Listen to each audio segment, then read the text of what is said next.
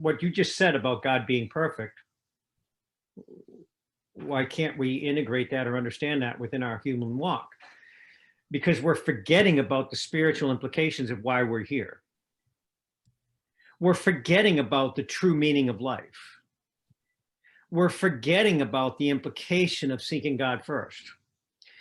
And we are moved by the winds of the earth. What are the winds of the earth? The media. The collective consciousness of people running in fear. The collective consciousness of people running in the conspiratorial mindset. So here we are in this place where people are just constantly in this process of feeding on the winds of the earth and not allowing for a moment to honestly center upon the presence of God, seek God, and then relinquish the things that are not pure, perfect, and of the nature of divine attributes. Then they're forming decisions based upon the winds of the earth, not that moment of peace within them.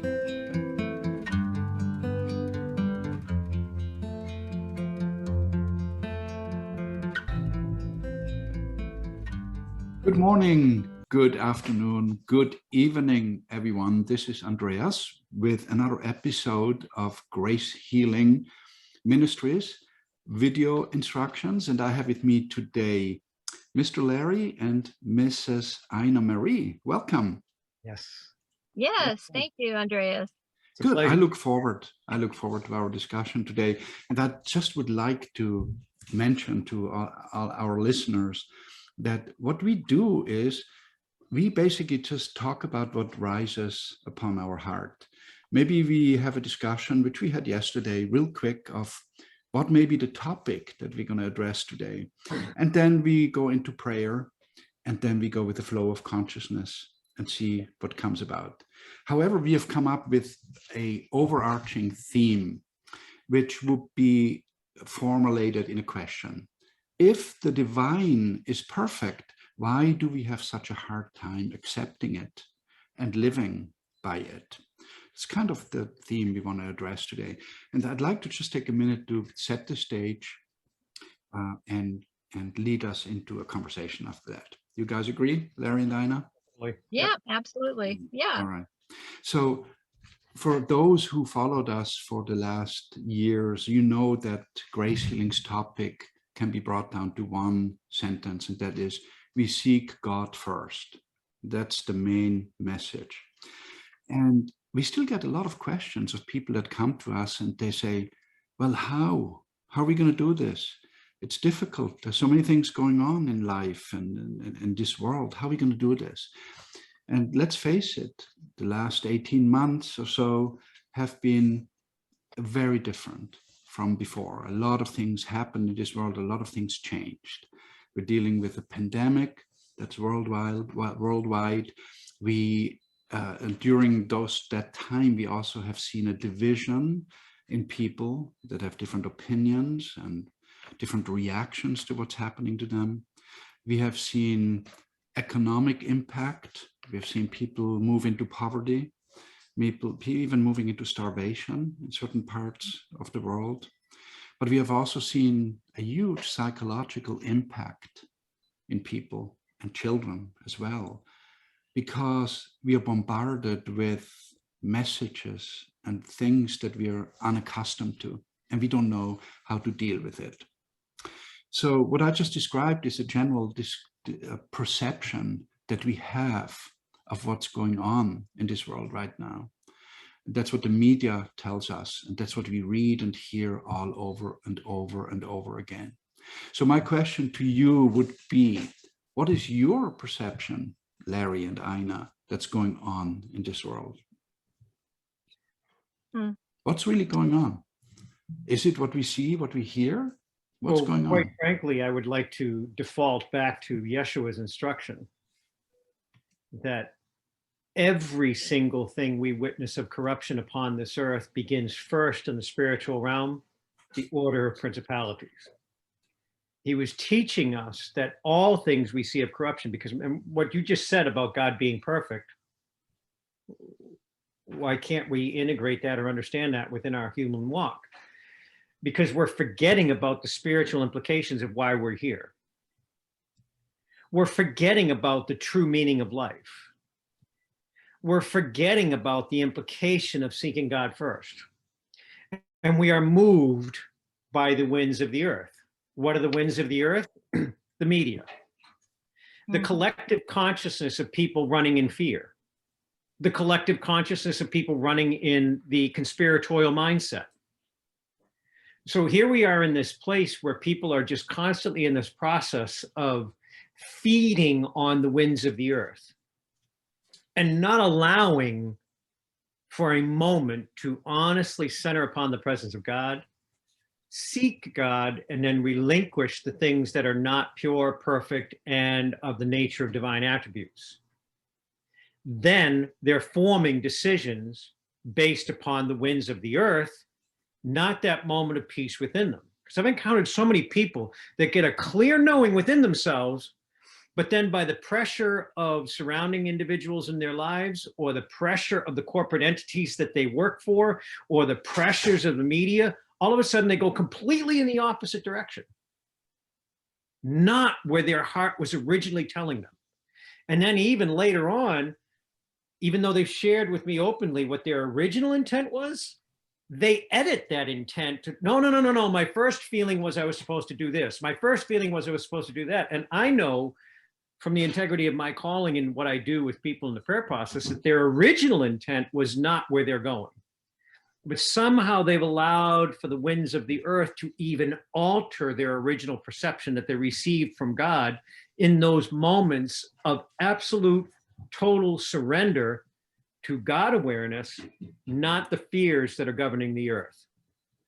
So again, it would come back to what Yeshua said, that God is perfect, but everything of this earth that we witness of corruption is first spiritual in nature, emerging from the order of principalities. Interesting. And Ina, do you agree with that? Oh, absolutely.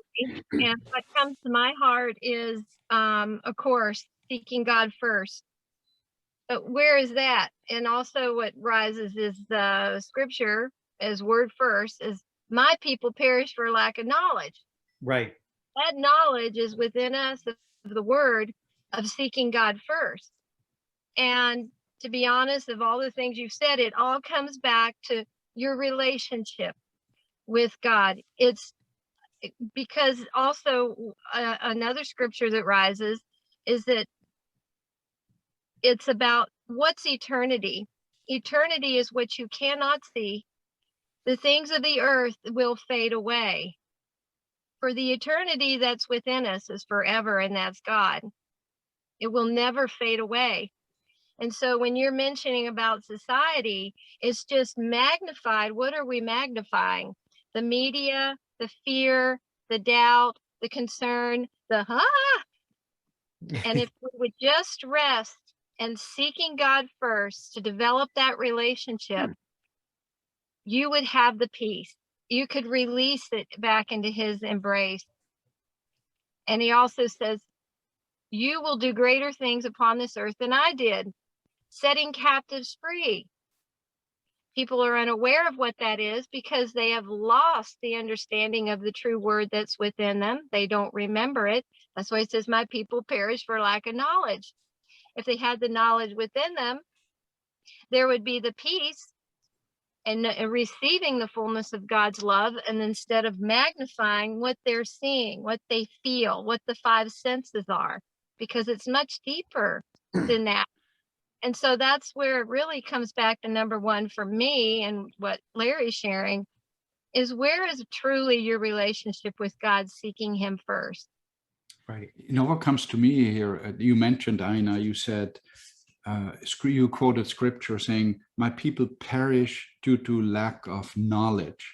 And I think to me, this is crucial, because people are flooded with knowledge. So I guess it's, what knowledge are we looking for? Because we can't maybe differentiate what the true knowledge is, what the truth is. I think that's where the problem lies, doesn't it? Well, there again, what you're saying there is one of the most important factors. People are not allowing themselves to honestly strip themselves of their own personal views to come before God and measure the knowledge that they're witnessing. and I'm not gonna take sides here, but if you look toward the media, you're only seeing one side presented.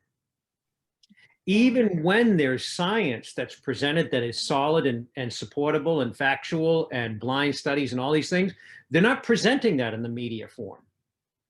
So even as people are looking at, well, I read this and I saw that and I saw these and I saw those, and I said, well, did you honestly seek the presence of God within you before you drew into this knowledge? And there's a simple delineation. In my upbringing, I was brought to this awareness in my youth that even if I was drawn to a piece of scripture or a Sunday reading or something that was unfolding in my church upbringing, I was guided in such a way to seek God first. And I would see God within the reading, and then I'd see it fall away from God and become spiritually influenced. And then it would rise back into God, and then it would become man's influence, and then it would go back into God. So you'd see, even in the message that seemed beautiful, you would see parts where God is present and then man altered. And we've shared this before, that even as they altered scripture, but you are to fear the Lord your God. Even as a child, I could see that that wasn't the original scripture, because I sought God first. And I saw that it was that we are to hold Yahweh Elohim in awe above all things of creation, not in fear. Where did that come from? That wasn't me looking at the media telling me a certain thing. It was me searching God first and then weighing and measuring scripture in front of me. And what I've witnessed from every person, because in my role and Ina Marie's role, we get calls from people from every belief. Those that support this view, those that are against this view, those that are conspiratorial in this view, those that we get every aspect.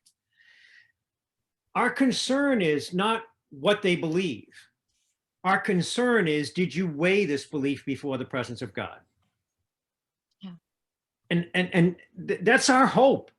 And again, I've had people that have reached out to me, and in the prayer, in their initial intention, in their initial surrender to God, all they knew was God and clarity not to engage in something. Then through the pressures of society, the pressures of the media, the pressures of the work, all of a sudden it's changed, and now they've even edited what their initial feeling was. And we have to maintain integrity within this ground where we're walking, where we're saying, okay, well, I have to understand that God is perfect. And even though the person has edited their journey and edited their perspective, I have to lovingly sit there and listen to them unfold their story and then present to them, you know, the first time you came to me, you said this was your initial leading. Now that's changed. When did that change? And I'm just trying to help. I'm not trying to change their view. I'm trying to move them back to God's presence and say, what is your choice? Now, are you embracing this choice through anger, judgment, fear, and conspiratorial thought? Or are you embracing this thought through God to bless whatever decision you make? What if you have an influence in your life that you can't control, such as a worldwide virus that comes along, and we say, you just said, God is perfect. God is perfect. So there is something coming into our world that makes life miserable. Again, you need to move to that divine perspective that we've talked about in the past. The divine overview, forgetting that it's not just about humanity. Mm-hmm. When I approach these experiences, I have no fear of death because death does not own me. I own one trust, and that's in God's presence. So I don't fear death. So when the media is starting to fear and throw a message out, oh my God, everybody's going to die. Oh my God, blah, blah, blah, blah, blah, blah. I don't go to that fear because I know that there's only birth into new life. Even in the loss of my son, I know there's only birth into new life. I have no fear of the fact that he transitioned into new life. I just embrace God. So I'm not going to allow their fears or implication of fear to make my decision. I'm going to center in God. So yes, there are people upon this earth that have been affected by sickness. There are people upon this earth that have been encountering different forms of disease. There are different people upon this earth that are subjecting themselves to a shot of some kind. My concern is most of those people are going to that through fear. They're not stopping and seeking God and saying, you know, in this moment of clarity, in this moment of peace, I really feel like I'm supposed to do this, but I'm going to it through blessing, not through fear. Or I really feel that I'm not supposed to do this. I'm not doing it through a conspiratorial mind. I'm not doing it through hatred or judgment. I'm just choosing that between me and God, I am not supposed to do this. So I bring God to bless this decision in clarity, that knowing from my moment of peace, my moment of recognition of God within me, I have no fear. This is the decision I make. I do it through blessing.